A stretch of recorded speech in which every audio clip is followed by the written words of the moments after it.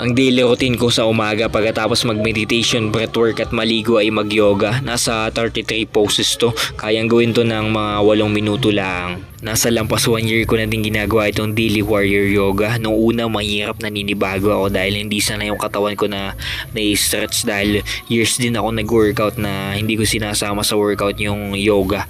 Nito na lang din. So, madali lang naman naka-adjust yung katawan ko. 1 year lang, sanay na. Committed akong gawin ito daily dahil napakadali lang nitong isingit sa ating daily routine sa umaga, 8 minuto lang. Ito ay pambalance na rin dun sa ating high intensity training dahil mabigat na yung binubuhat natin dun. Nagko-contract ng maigi yung muscle natin. So, napaka-beneficial pagka na-stretch siya dito sa ating yoga routine. Para sa akin lang naman maganda ito para ma-circulate ang ating mga fluids sa katawan, lymphatic at blood. At saka ito na rin ang nagiging warm-up ko bago mag-workout. Napakaganda nito dahil ito ay full body warm-up. Para sa akin napaka-solid din ito dahil na-stretch nito yung ating mga ligaments at joints para iwas tayo sa injury.